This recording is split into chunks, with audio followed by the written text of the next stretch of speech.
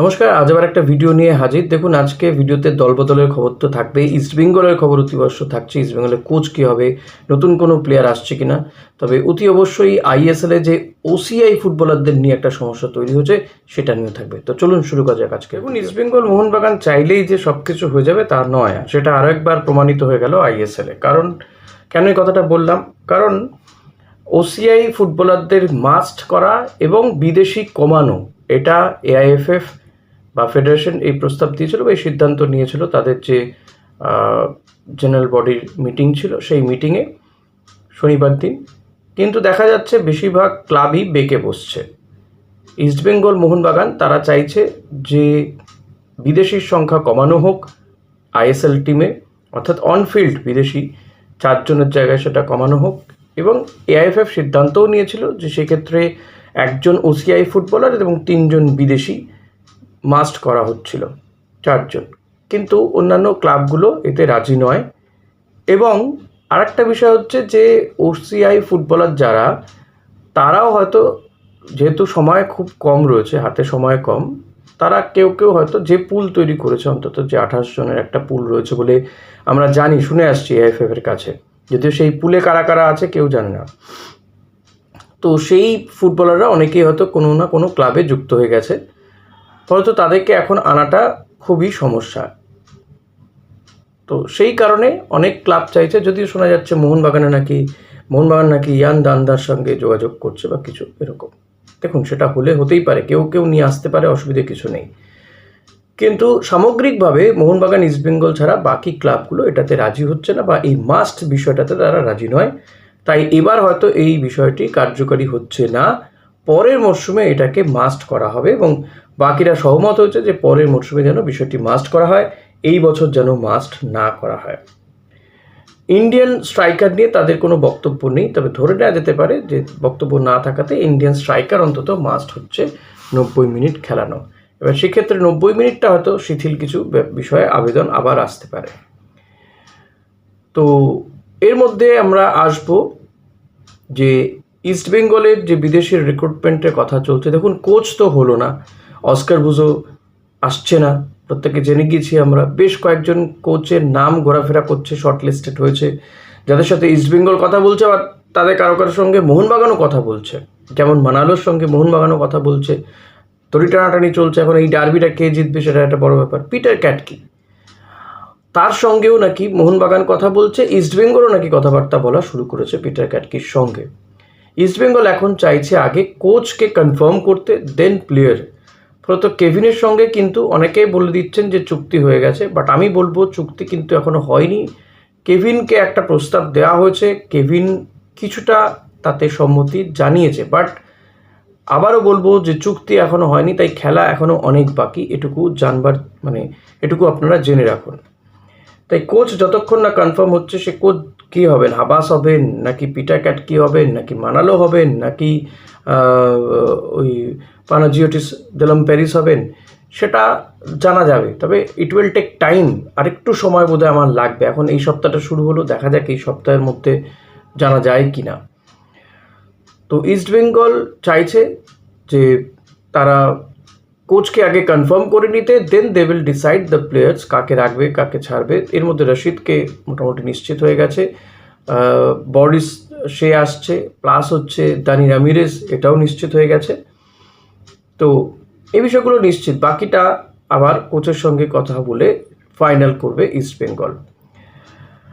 হ্যাঁ, কেভিনের সঙ্গে কথাবার্তা কিন্তু চলছে, এটুকু বলা যেতে পারে। এর মধ্যে ইস্টবেঙ্গল আরও একজন মিডফিল্ডার, অ্যাটাকিং মিডফিল্ডার সঙ্গে কথাবার্তা চলছে বলে জানা যায়। নিকোলাস স্টোজানোভিক, 31 বছর বয়সী, জামশেদপুর এফসিতে খেলছিল লাস্ট। এখন অবশ্য কোনো ক্লাবের নেই, তার চুক্তি নেই।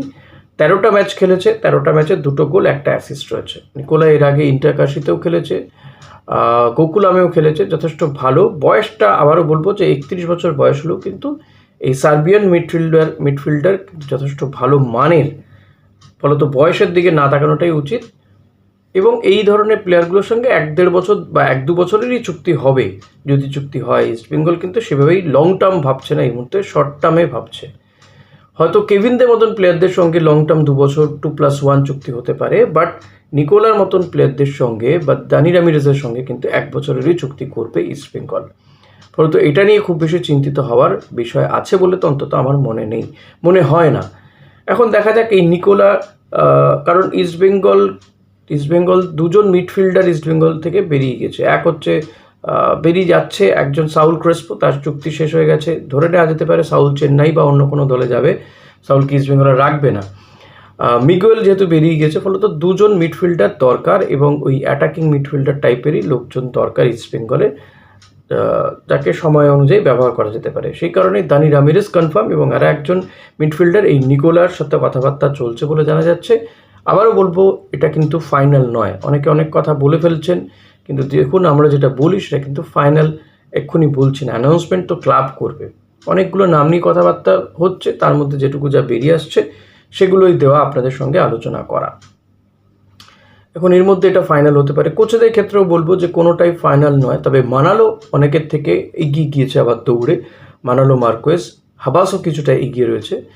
হতেই পারে এখন এরা কেউই হয়তো হলো না, পিটার ক্যাটকে হয়ে গেল, আবার হতে পারে কেউই হলো না, সঞ্জয় সেন হয়ে গেল। অনেক কিছু হতে পারে। যতক্ষণ না ক্লাব অ্যানাউন্সমেন্ট করছে ততক্ষণ কিন্তু এই জল্পনাগুলো চলতেই থাকে, who will be the coach, who will be the player of the team.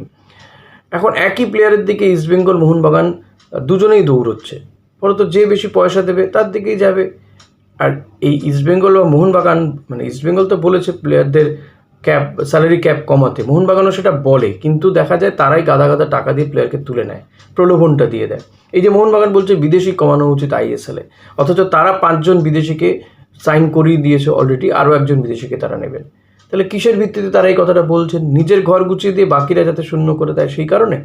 এটা তো একটা বড় প্রশ্ন না? নিজেরা তো 5 জন বিদেশি কনফার্ম করে নিয়েছে ভাই, তো বাকিদেরকেও তো সেই সুযোগটা দিতে হবে। তো সেই কারণেই বলবো যে এবার ISL-এ অন্তত ওই OCI ফুটবলারটা মাস্ট হচ্ছে না। আগামী দিনে হয়তো হবে, আগামী সিজনে নিঃসন্দেহে হতে পারে 27-28-এ, বাট এই মুহূর্তে হচ্ছে না, এটুকু কনফার্ম ধরে রাখুন। এটা নিয়ে একটা ISL ক্লাবগুলোর সঙ্গে AIFF-এর একটা কার্যত দ্বন্দ্ব বেঁধে গিয়েছে। তো সেই দ্বন্দ্ব যাতে না বাঁধে সেটার চেষ্টা হচ্ছে এবং হয়তো খুব শীঘ্রই গোটা বিষয়টি আরও পরিষ্কার হয়ে যাবে। এবং ইস্টবেঙ্গল মোহনবাগান, দেখুন মোহনবাগানের পক্ষ থেকে জানিয়ে দেওয়া হচ্ছে, ইস্টবেঙ্গলও জানিয়ে দেবে আগামী দিনে কাকে কোন ফুটবলারকে রিটেন করছে। তবে বহু দেশীয় ফুটবলার তো থেকে যাচ্ছে, আপনাদেরকে জানিয়েছি। বিদেশিরাও সাউল ক্রেসপোর পরিবর্তে খোঁজা চলছে। সাউল ক্রেসপোর পরিবর্তে আপনি দানি রামিরেজকে ধরতে পারেন, আর নিকোলাকেও ধরতে পারেন মিগুয়েলের পরিবর্তে। এখন নিকোলাই যে আসবে এটা নয়, আরও কয়েকজনের সাথে কথাবার্তা হচ্ছে, নিকোলার নামটা বেরিয়ে এসছে, দেখা যাক কী হয়। এটা একটা বড় জায়গা। তো ট্রান্সফার মার্কেট ভোলাটাইল, এখানে অনেক কিছু ঘটনা ঘটে। অনেকের মানে মনে হয় ওই দলে যাচ্ছে, কিন্তু শেষমেশ কেউ একটা ছিনিয়ে নিয়ে চলে যায়। এই বিষয়গুলো হয়েছে, আগেও হয়েছে, অতীতে তো হয়েইছে, প্রচুর অতীতে, মানে অনেক কাল আগে যখন আমরা খুব ছোট ছিলাম তখন তো আরও বেশি করে হতো, তুলে নিয়ে চলে যাওয়া হতো। আগামী দিনেও হয়তো হবে। তো সেটা নিয়ে খুব বেশি হাউতাশ করার বা দারুণ খুশি হয়ে যাওয়ার মতন কিছু হয়নি। যতক্ষণ না ক্লাব অ্যানাউন্সমেন্ট করছে ততক্ষণ একটু আমি বলবো ধৈর্য ধরুন, এটাকে মানে ফুটবল স্টোরি হিসেবেই দেখুন। কি বলবো, এই বলারই ছিল আজকের ভিডিওতে, আর বিশেষ কিছু বলার নেই। এটুকুই বলবো, আপনারা অনেকে অনেক কথা বলছেন যে একই কথা ঘুরিয়ে ফিরে। দেখুন কিছু জিনিস তো আসছে যেগুলো নিয়ে বলতে হচ্ছে, বারবার করে কোচেদের নাম উঠে আসছে। যখন মানালোর নাম উঠছে, হাবাসের নাম উঠছে, আবার পিটার ক্যাটকির নাম ঢুকে গিয়েছে। পিটার ক্যাটকি আমরা জানি যে মুম্বাইয়ের কোচ ছিল, যথেষ্ট ভালো মানের কোচ পিটার ক্যাটকিও, কিন্তু এখন কোন কোচকে কনফার্ম করবে, কোন কোচের সঙ্গে প্রথমত আমি বলবো বাজেটে পোষাবে, দ্বিতীয়ত বলবো তিনি যেটা চাইছে সেটা ইস্টবেঙ্গল বা মোহনবাগান কর্তারা দিতে পারবেন, সেটা তো একটা বড় জায়গা না? তো এইগুলো যতক্ষণ না ঠিকঠাক হচ্ছে, অনেকগুলো নাম নিয়ে আলোচনা চলছে, সেই নামটা কনফার্ম কিন্তু ক্লাবই করবে, তখন আরও ভালো করে বলা যাবে।